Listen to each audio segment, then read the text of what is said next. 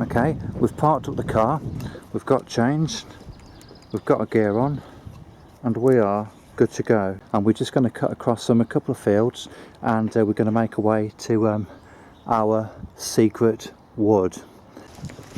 So it's a really nice day, isn't it, Jared? Yeah. It's very nice. We've left a little bit late actually. It's 4:05 in the afternoon, so we normally leave a little bit earlier than that, but we set out a bit late, so you know, we had to get our gear together and also had to get our food. Last thing we want to do is find ourselves out in the middle of nowhere, out in the middle of the wilderness, yeah, miles away from people. A quarter of a mile away from your car. Sorry? A quarter of a mile away from your car. Yeah, well, quarter of a mile's a long distance if you've got nothing to eat and you're cold and miserable. So we're off. All the gear, no idea. Thanks, Jared. So there we go, just cutting across the field. Now certain times of the year there are quite a few cows and stuff in here, aren't there? I know we've been across here in the past, haven't we, and some of the cows had horns, so we were a little bit cautious, weren't we, about crossing the field. And I mean, normally if it's a bull or something, there's normally signs to say bull in the field or something like that, but there weren't anything, but we just decided to err on the side of caution. And what we normally do, we normally cross the fence just here, just basically walk through and just follow the fields around at the side of the field and then cut through. But today, because there aren't any animals in the field, then we're just going to cut across. I mean, as you can see from the path, it's a well-worn path anyway. I'm sure there won't be any problems, but you know, you never know. It's just no point in taking any chances really. And that's the woodland we're headed to, right over there on the hill. So we're going to make our way over there and catch up with you in a bit. So we're actually on the track now, which takes us to our camping area, and this track is typically used by hikers, cyclists, you know, people with horses, that sort of thing. The woodland itself, it's situated on the side of a hill. You can see there, look, that somebody's had to go out making a some sort of primitive shelter. There's evidence of lots of perhaps badger activity. I'm sure you get loads of foxes down here as well. Well, I've actually seen foxes and you can hear them. So there's a lot of stuff going on here, especially at night time. And also you do get quite a few buzzards up in the trees. Right, we're trying to locate our campsite. It's around here somewhere, and to be honest with you, every time I come here I struggle to, you know, pinpointing it immediately. So it's around here somewhere. I suppose one of the good things is the fact that if it's hard enough for us to find and we come here camping, then it's obviously going to be harder for other folks to find as well. We're just wandering around, and Jared just pointed out to me the fact that our campsite literally is just meters away from us. He didn't even spot it, just down there. So that's where we're headed. Nice flat piece of ground. I think in terms of priorities, what we're going to do, because it's about 4:30 now, we'll need to set up some shelter just in case it rains, and I think I'm going to start sorting out, as I say, sorting out the shelter and packing a few things, and Joe can start collecting some firewood so we can get a fire going and get some stuff for tonight, because it's actually quite cold at the moment. And it's one of those things, it's really funny, but you know, when you're out on the pass in the sunshine, it's great, nice and warm, sun in the face, but when you get into the woods, which take the shelter away from the sun, it does start to get quite cold. So we need to make sure that we get some wood and that together, some timber, and just get a fire sorted out, and obviously start collecting for this evening as well. But anyway, we'll catch you in a bit. Set the tarp up. The wind is absolutely tremendous at the minute. It's picked up really, really badly within the past hour. We've got a nice little fire going, but it's blowing. We're going to have to be careful with it because the wind's very, very strong. And the other problem is the fact that it's actually blowing towards where we're going to be sitting, okay, which isn't an ideal situation, but we're just going to have to make the best of it. We just want to try and get a decent bed of coals at the moment, and but we're going to have to be a little bit careful with it. And also the tarp's blowing everywhere, despite the fact that I've put a couple of nice strong ridge lines made of paracord, but the wind's just so strong at the minute, it's blowing it. I'm going to drop it down a bit later, but anyway, we'll just take a look. Problem is, as usual, the trees aren't in the right place, okay. But anyway, I've just tried to tie it out as best I can. Now, obviously, at the moment, it's very, very high. The reason is quite simply because we need some standing room and also just some protection in case it rains. But at night time, we're going to drop that down probably about another 4 foot, okay, just to keep make sure it's a lot closer to us, try and minimise the effects of the wind, and obviously just to make it more comfortable. I've had to put a few prusik lots on the ridge lines just to tension out the tarp really, because the wind is ever so strong. So as you can see, we've got prusik lines spaced periodically where the eyelets of the tarp are, and basically I'm just hoping that the wind isn't that strong that it rips the eyes out of the tarp. I mean, if it does, it does, but you know, that's the way it goes, but we'll see what happens. So other than that, Jared's made a nice fire, which we're just trying to get a decent bed of coals so we can do some cooking. And there is that little beauty.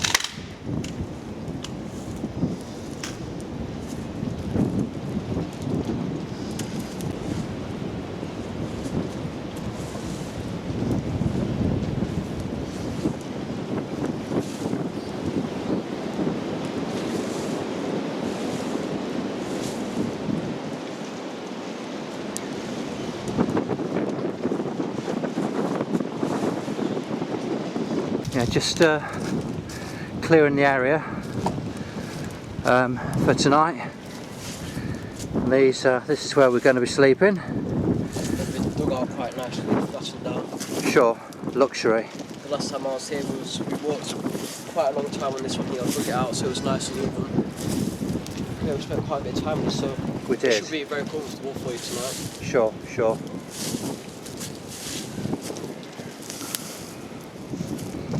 Right, okay, so it's starting to get a little bit dark now. In fact, the time is 25 past 6, so that's a nice time. We've had a little bit more daylight than we normally have. Just in anticipation of it getting too dark, we've both got head torches on now. I've got the crappy one, $5.99, some crappy Energizer actually from Tesco's, $5.99. Well, that works quite well. You know, it's got a couple of beams, it's nothing fancy, but at the end of the day it does do the job. So it's got a couple of beams, low beam and high beam, and Jared's got the Petzl, which is an all singing, all dancing, beautiful piece of technology. Anyway, the reason for coming back to you is because it's getting dark now, because we're camping, you know, it's a good couple of miles away from anybody else. Obviously, you know, security is always a big issue, at least it is for us anyway. When we come out, we need to make sure that we're as safe as we can be, and one of the ways you can do that is to ensure that you take certain precautions. Anyway, so we've got some little tripwires which we're going to set up now, so I'm just going to get them out of the bag, and you know, you can just sort of like see what we do. Okay, I don't know whether you can hear, but there's a pheasant knocking around just over there somewhere, and if I wasn't a vegetarian and I like pheasant, he wouldn't last very long. But anyway, there we go. So he's making a right old racket, and he's probably come off the fields Looking for a place to sleep in. Yeah, he's probably come off the fields, which are basically just up there, and he's obviously having a bit of a poke around, and he's actually very close. Very close, yeah.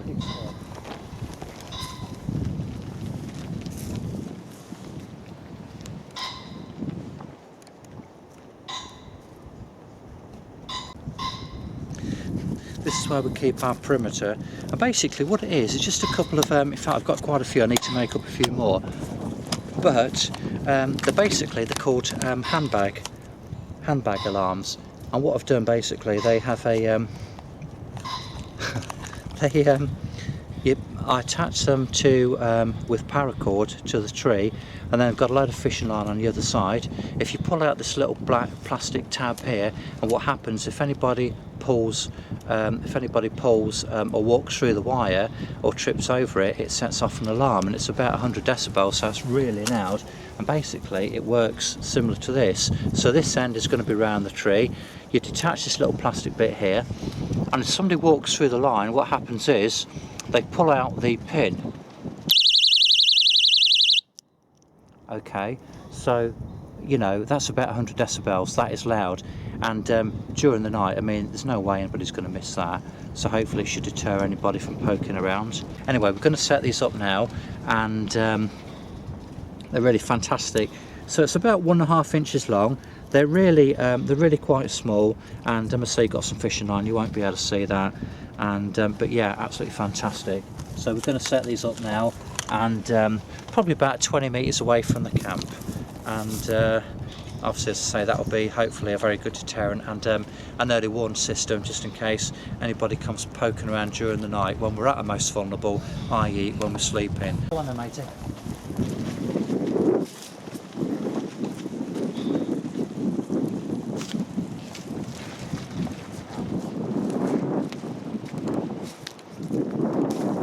So obviously what we're trying to do is determine the most likely route somebody might come into our camp. So it's going to be the areas Path which... of least resistance. Absolutely right. So it's going to be the area where there are a minimum amount of trees, where there aren't loads of things to trip over, and where it's relatively clear. Okay, so found a spot that we think is ideal to set up our perimeter. He's just connecting it to one tree here, and basically what's going to happen, it's going to connect to that tree just here.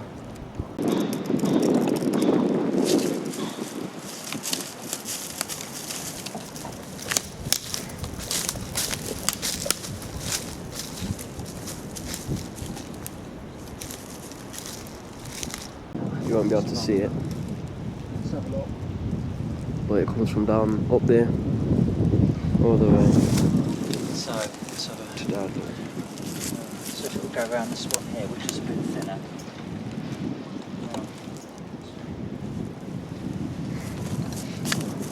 So that's still attached. Seems to be. Okay. So let's wind it down here. Now the thing is, the tension can't be too strong, because if it is, as soon as I take that little plastic tag out, what's going to happen is the pin's going to pull out. So I've got to be sensible with it. Yeah, it doesn't need to be any particular special knot, it just needs to stay on there and remain there basically. And then if it's too tight, then what I'm going to do is to release it, the paracord side, just to release some of the tension. Now that's fine, that'll do the job. That ain't going anywhere.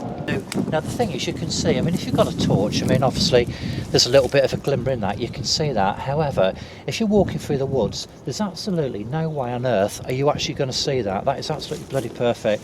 The breaking strain of this line is about £50, so it might be a bit overkill, but at the end of the day, it does the job. Right, it's 7:30, and we've got a couple of spuds in the fire. So we've got a nice bed of embers there, and they seem to be coming up quite nicely. I mean, you know, they're going to need about an hour and a half. And we've got some nice pasta and tuna, mayonnaise, which we normally have with us. We've sorted out the beds rather, and we just put a tarp down at the minute, and a couple of the roll mats. So obviously we're just sitting on those, watching the fire when we're not getting smoke in our eyes, that is. And we'll be eating the food down here later on, and then when it's time to go to bed, which will be in a couple of hours, we'll spread out the tarp and put the roll mats down, and put the sleeping bags on top of those, drop the tarp, and we'll be good to go. Morning. Haven't been up long. Just got up for a whiz. I just thought I'd take the opportunity just to pan around the campsite. It's quite cold. Didn't have a brilliant sleep, never do really, but you know, just enough to do the trick. Anyway, I'm going to have a little pan around the site. Jared's still sleeping like a baby, wrapped up in his cocoon, but anyway, just going to have a quick whiz around the site.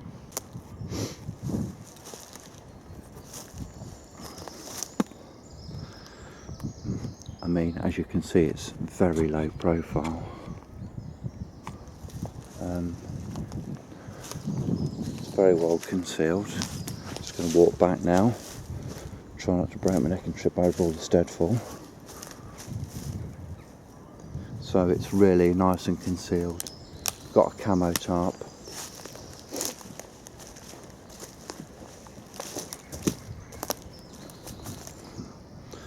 Fantastic. Had to really drop it down last night because the wind was very, very strong. In fact, I've noticed a rip in the tarp as well on the top. So I think because it was rattling around so much, it's actually got a tear in it. And there's our little campsite from above. So as you can see, it's pretty nifty. And also the camo tarp, it really does the job.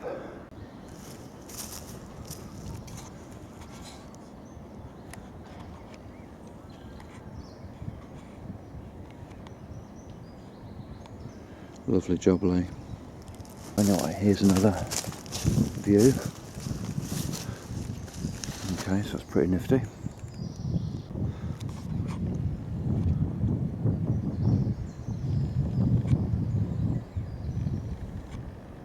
There it is. There's that bad boy. So a bit of paracord round the tree. Alarm. You'd never see it. With a load of fishing line, attached to it. You just can't see it. And it's attached all the way down to that tree there. Okay. And then we have another one down here somewhere. I can see it.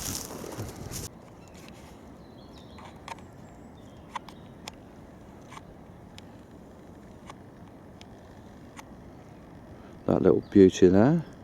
Okay.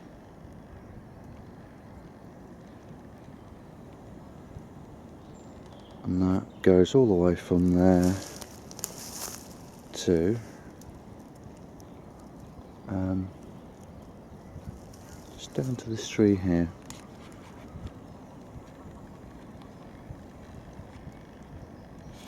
And that covers the main sort of like entry points into the camp really, apart from this area up here, which is a bit of a hill, and if anybody came down there they'd be slipping and sliding, so there's no way you're not going to hear them. And there's our little network of cord just to secure the thing.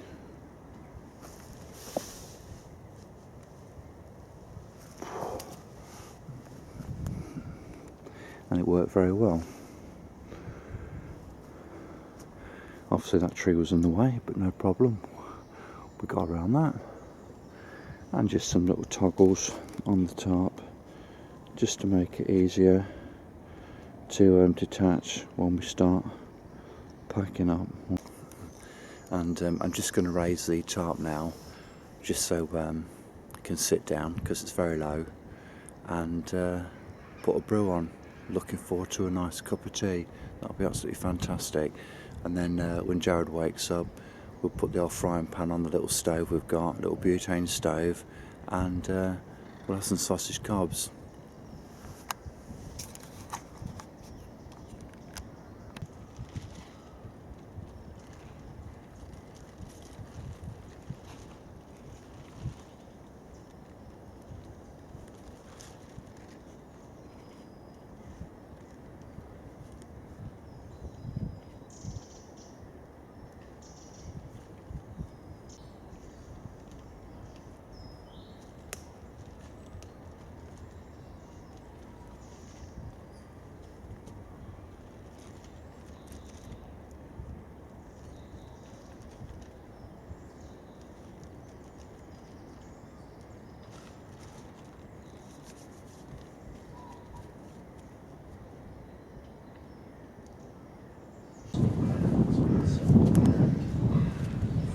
just a joke. It's just a film. Yeah.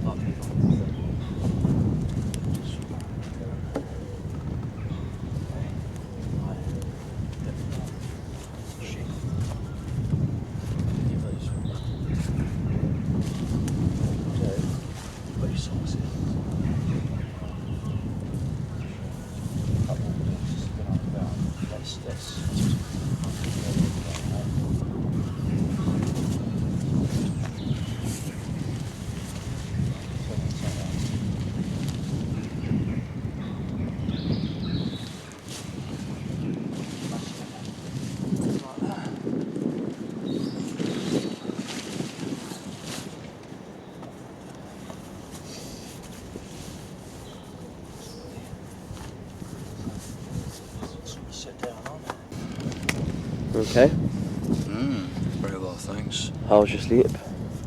How was the sleep? Well, sleep wasn't brilliant. I never sleep particularly well because obviously I don't do it often enough to be completely comfortable sleeping out in the middle of nowhere. But you know, I don't feel exhausted or anything like that. So it was all right. It started to get cold. Started to get cold round about, really cold, about 4 o'clock-ish. I sort of had to put another hat on top. I had a balaclava with me, keep your face and my neck warm, just where you lose most of your body heat. So yeah, I really need it and I was grateful for it. And also the fact that I had quite a few layers on them, which is obviously good. So yeah, just looking forward to a cup of tea really, for veggie sausage cobs. Excellent, can't wait for that. And yeah, all right. The inflatable pillow I had weren't like a cup. Bloody thing kept deflating. So most of the night I was ending up sleeping on something akin to a pancake. So I had a bit of a sore neck, you know, constantly, you know, moving around trying to get comfortable. But you know, that's the way it goes. So got a little stove here, fantastic little stove this is. Actually I've had it for a couple of years and it's just brilliant. It's heats up water and anything really quickly, runs off these canisters, absolutely brilliant. It's just one of those little things really, little luxury, weighs hardly next to nothing, but you can really get yourself a nice cup of tea in no time at all. Okay. So that's a little canister, a little bit of wind out, so we're going to use the little windbreak which I fashioned several weeks ago. That always comes in handy, so I'll be using that. Just got to get a few 3 or 4 sticks and just bang it down so I can put it around it like that, so that'll work well. And see your kettle with some water. Okay, so what are you doing now? Well, I've just found 3 sticks, so I just want to get a point on the ends, so they're going to support the windshield basically. Okay, is this windshield the one that you made from scratch? Yeah, I made that from some turkey trays from Poundland, 3 for a quid. I used 2, 66p, job's a good one. So I'm just getting some points on it just so I can stick it in the ground, just to keep it in place. I've used it a few times now, works beautifully. And hopefully that'll lead to a beautiful cup of tea. Assuming don't slice the ends of my fingers off, because whenever I've got a knife in my hand, there's always an accident. Everyone knows that. So basically, how it works is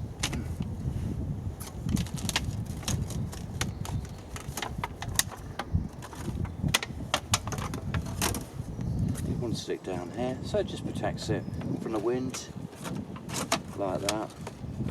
And these edges pull out. I designed it myself, obviously. And basically, just wang it in there. So it just stops the wind just from blowing the flame all over the show, so you're not wasting fuel. And it works fantastically. Nice one. Like that, okay? So that'll work a treat. And then all that's left to be done is to get the fuel, ignite it, assuming it'll ignite, and you've got an absolute furnace there, and that'll cook up a nice cup of tea in no time at all.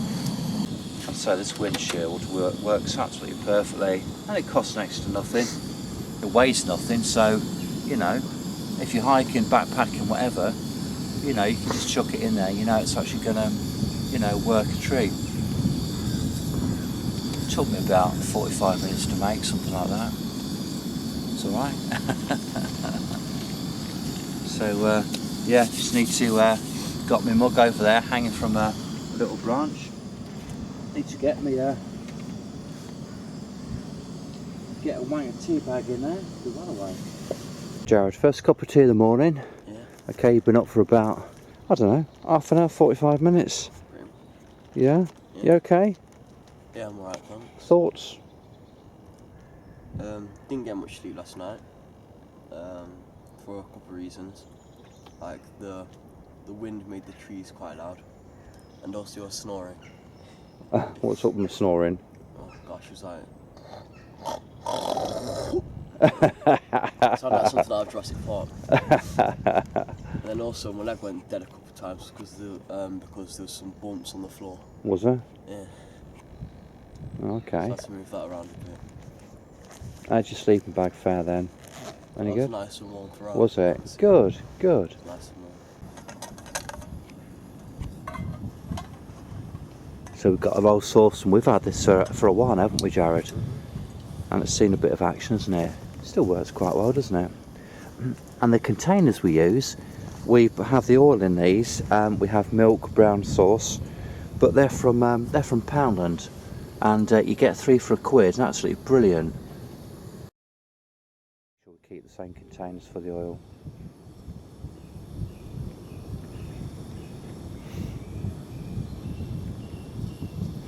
So within about, I'd say 10 minutes, we can have some nice veggie sausage cobs, aren't we, matey? That'll be good.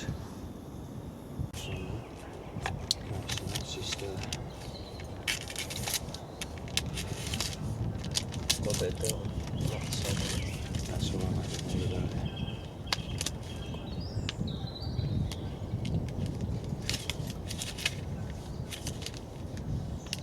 So, good to go. Do you want me to get a spoon? Which one? Right. Which one?